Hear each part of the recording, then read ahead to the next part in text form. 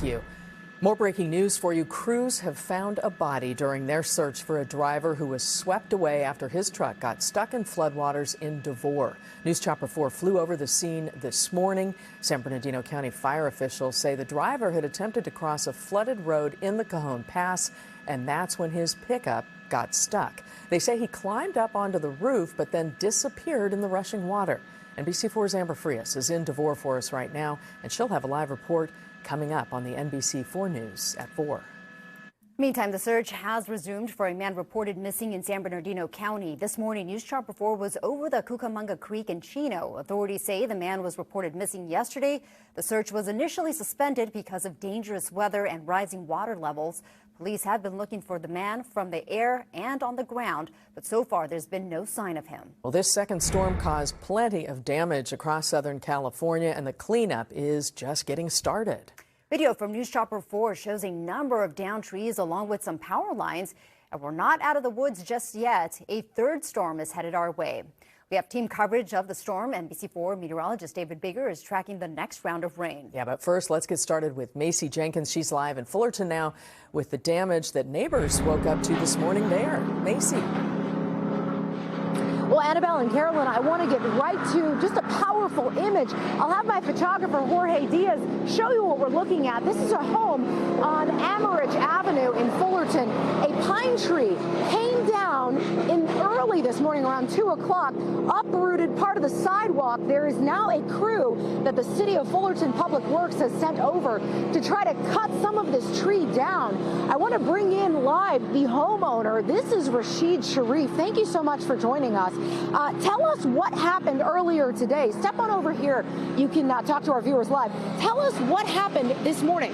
Well, about 1:45 and between 1:45 and 2 o'clock, I heard a loud, like a wind building up, almost like a storm or a tornado or a train. And then all of a sudden, the house shook.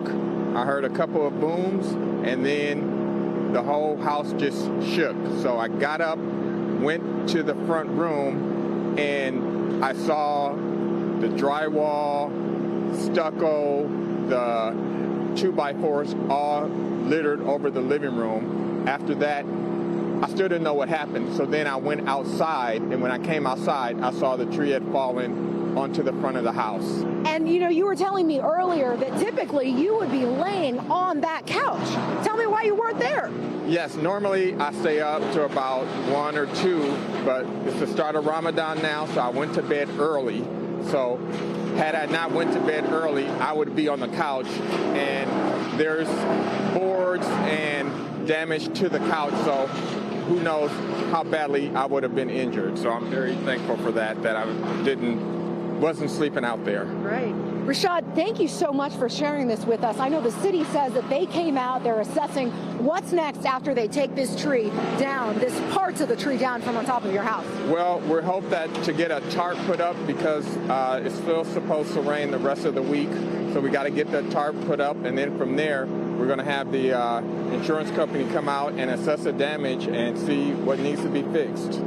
I'm glad everyone is okay. Thank you, Rashad. All right, I appreciate you. We did talk to the city. They told us that for any homeowner that's going through this, what they need to do is go to the city website and fill out a claim. That way they can individually assess each person's property.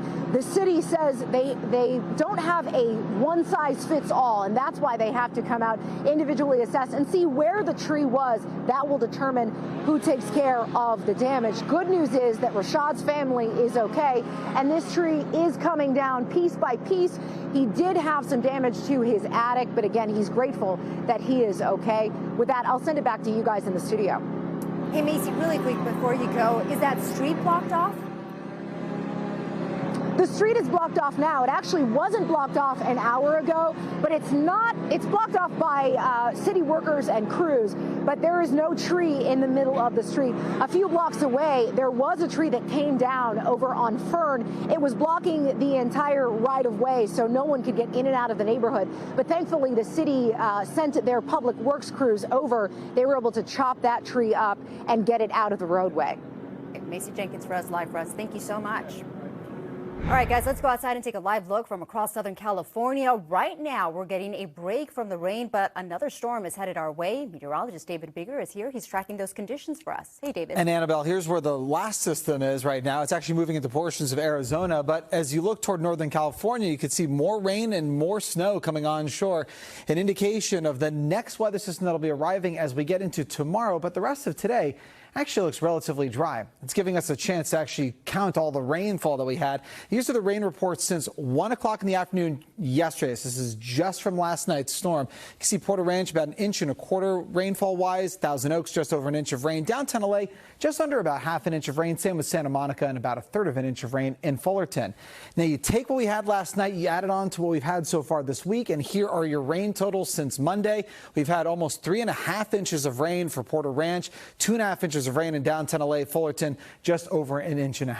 So for tonight, by the way, a pretty view of the snow from our Mount Wilson camera. It looks gorgeous in the San Gabriel Mountains. Tonight, we'll have a couple of mountain snow showers. Some of these may impact the Grapevine. As we get into tomorrow, another round of rain and snow down around 3,000 feet or even lower.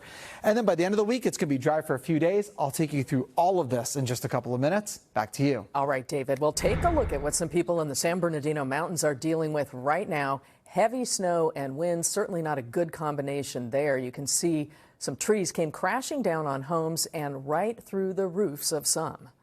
And take a look at Big Bear. Many are dealing with power outages and several feet of snow. The snow will eventually be good for skiers, but right now it's treacherous for drivers. Crews are now rushing to clear as many roads in Big Bear as possible before the next storm rolls in. NBC4's Christian Caceres is there for us. He'll have an update coming up at 4. And we want to help you get ready for the next storm. Now is a good time to download our free NBC LA app. Just scan that QR code on your screen. You can access our live radar anytime, and you can get weather alerts sent straight to your phone.